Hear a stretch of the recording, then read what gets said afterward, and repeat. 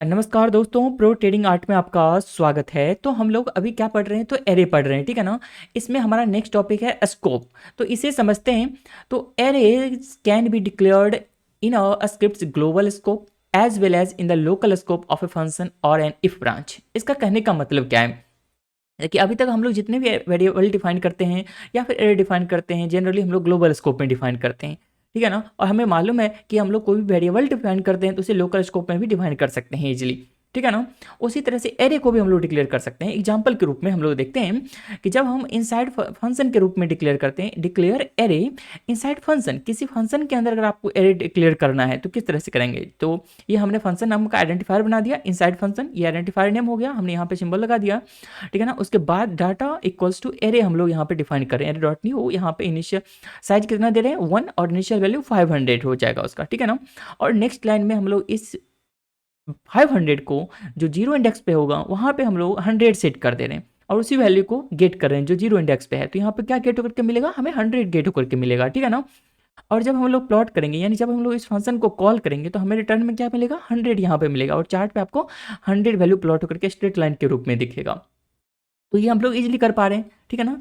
ये हम लोग क्या देख रहे हैं यहाँ पे? इंडेंट क्या हुआ ना, यानी ये लोकल ब्लॉक हुआ किसका? इस फंक्शन का, इनसाइड फंक्शन का। तो हम लोगों ने एरे को कहाँ डिफाइन कर लिया?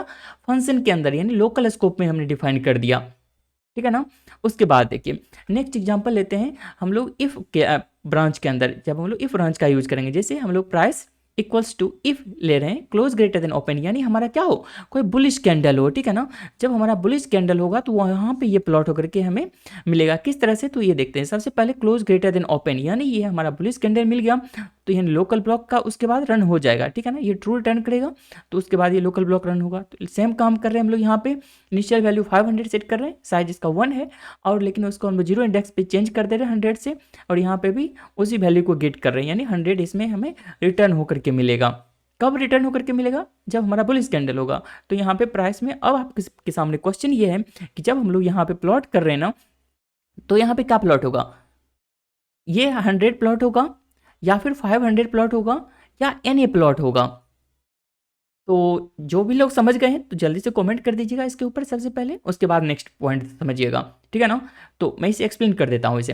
देखिए अब यहाँ पे क्या हो रहा है, जब क्लोज ग्रेटर देन ओपन यानी जब बुलिश कैंडल होगा उसी टाइम ये आपका लोकल ब्लॉक चलेगा, तब तो ये आपका 100 प्लॉट होकर के मिलेगा, ठीक है ना, 100 गेट कर देगा। लेकिन अगर ये लोकल ब्लॉक नहीं रन करता, यानी आपका बेरिश कैंडल है, तो वहां पे आपको लोकल ब्लॉक तो चलेगा ही नहीं, यानी कोई भी काम नहीं हो रहा है। तो प्राइस में क्या स्टोर होगा? एनी वैल्यू स्टोर होगा, ठीक है ना। तो इसलिए आपको चार्ट पे कुछ भी प्लॉट होकर के नहीं मिलेगा बेरिश कैंडल के ऊपर। इसे आप टेस्ट करके जरूर देखिएगा। उसके बाद समझते हैं one major distinction between point scripts array and variables declare in the global scope is that global array can be modified.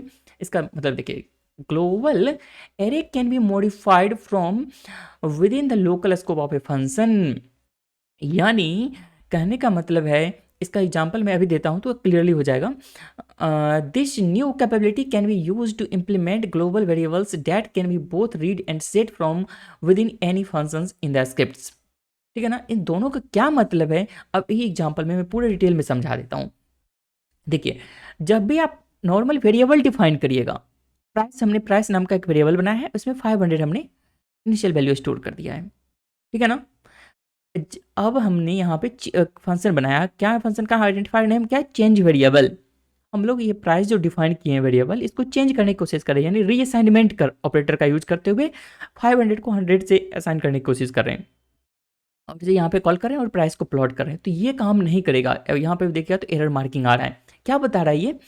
Can not modify global variables price in function, यानी अगर आप कोई भी वेरिएबल बनाते हो ना, उसको आप फंक्शन के अंदर मॉडिफाई नहीं कर सकते हो। इफ ब्लॉक का यूज करके आप वहाँ पे मॉडिफाई कर सकते हो, नो डाउट, लेकिन फंक्शन के अंदर आप डायरेक्टली मॉडिफाई नहीं कर सकते हो, ठीक है ना। आई होप आपका ये कंसेप्ट क्लियर होगा यहाँ पे।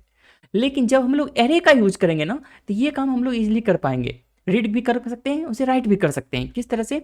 तो देखते हैं।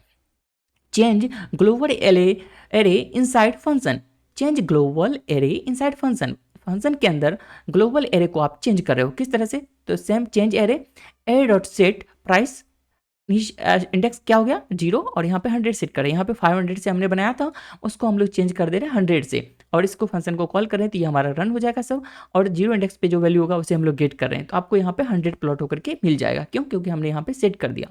इसमें कोई भी एरर आपको देखने को नहीं मिलेगा। तो ये मेजर इसका डिस्टिंक्शन है, ठीक है ना, एरे एंड ग्लोबल वेरिएबल में, जो ग्लोबल डिफाइन किया गया है, ठीक है ना। ग्लोबल स्कोप में जो भी वेरिएबल होगा उसे हम लोग फंक्शन के अंदर नहीं चेंज कर सकते हैं, लेकिन अगर वो एरे के रूप में है तो उसे हम लोग इजीली मॉडिफाई कर सकते हैं, चेंज कर सकते हैं, ठीक है ना। आई होप आपका ये कंसेप्ट पूर्ण रूप से क्लियर होगा। आपको इसमें किसी भी तरह का डाउट है तो आप निश्चित रूप से कमेंट करिएगा। और उसके बाद हम लोग क्या देखने वाले हैं, तो नेक्स्ट में हिस्ट्री रेफरेंसिंग पढ़ेंगे हम लोग, जब एरे में हम लोग हिस्ट्री रेफरेंसिंग के बारे में पढ़ेंगे। अभी हम लोग नॉर्मल हिस्ट्री रेफरेंसिंग पढ़े थे, जैसे क्लोज अगर है, ठीक है ना, क्लोज प्राइस अगर इस तरह, क्लोज हमने गलत लिख दिया, CLOSE क्लोज, इस तरह से हम लोग हिस्ट्री रेफरेंसिंग क्या करते थे, जैसे फर्स्ट इंडेक्स पे प्रीवियस इंडेक्स पे जाना हो तो इस तरह से हम लोग हिस्ट्री रेफरेंसिंग क्या करते थे। तो एरे में किस तरह से हिस्ट्री रेफरेंसिंग करेंगे उसे हम लोग समझेंगे, ठीक है ना। तो बस इसमें आज इतना ही रखता हूँ, तो थैंक्स फॉर वॉचिंग।